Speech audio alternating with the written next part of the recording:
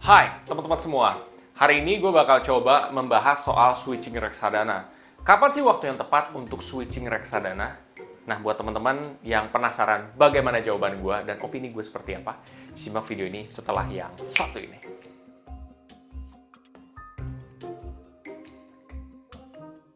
Switching reksadana. Kapan sih waktu yang tepat untuk switching reksadana? Investor pemula banyak yang bertanya. Dan walaupun misalkan gue punya pendapat A, belum tentu setiap orang itu sama. Jadi kamu harus mengerti bahwa beda itu hal yang wajar, guys. Oke, switching reksadana itu yang pertama menurut gue pada saat kondisi di mana AUM-nya itu turun drastis yang sangat drastis ya. Nah, keadaan itu misalkan contohnya dari yang misalkan 500 miliar jadi tiba-tiba kayak 20, sisa 20 miliar atau 30 miliar. Kalau gue sih di dalam kondisi seperti itu gue akan coba switching reksadana gue. Karena berarti di situ ada sesuatu yang salah tuh kalau sampai sedrastis itu. Entah misalkan tiba-tiba kondisinya tidak menguntungkan atau mungkin ada warning atau apa. Nah, itu lo harus perjelas. Kalau gue dalam kondisi seperti itu gue akan tarik. Apalagi kalau reksadana kan lo harus tahu ya, salah satunya adalah kalau dia di dalam kondisi AUM-nya terlalu rendah, dia bisa dikasih lampu kuning sama OJK. Kalau dia nggak bisa naikin dana kelolaannya, dia bakal ditutup. Jadi lo harus waspada juga guys ya. Satu. Kedua, gua akan switching reksadana kalau misalkan kondisinya itu misalkan ada banyak bad news ya atau berita buruk ya tentang spesifik reksadana gitu.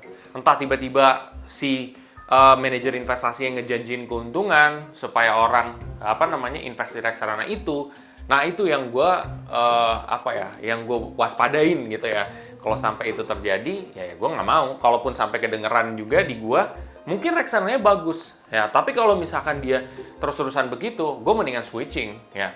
Kalau nggak switching, gue bahkan pindah ke reksadana yang lain sebenarnya. Karena kenapa? Cepat atau lambat pasti akan kena guys ya.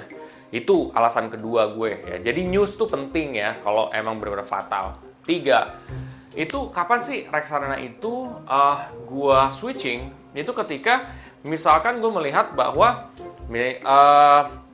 performance-nya ya. Katakan kan reksadana itu adalah paket investasi.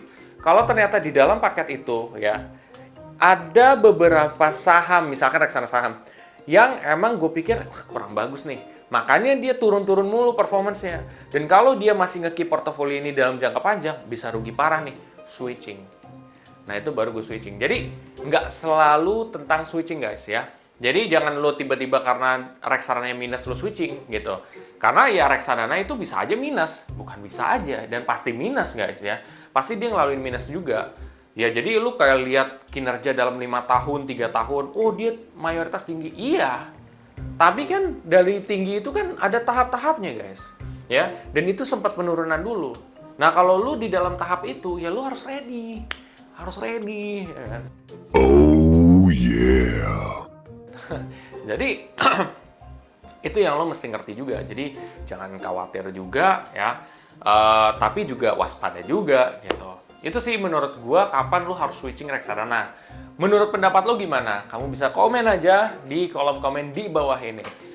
Oke, buat teman-teman semua yang setelah ini tertarik untuk berinvestasi reksadana di aplikasi Bibit, kamu bisa pakai kode referral gue yang ada di kolom deskripsi di bawah ini.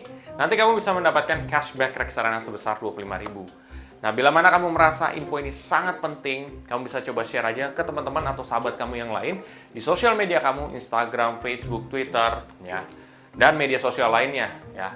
Dan apabila kamu merasa ingin mengikuti channel ini, kamu juga bisa subscribe. Sampai jumpa di video selanjutnya. Terima kasih.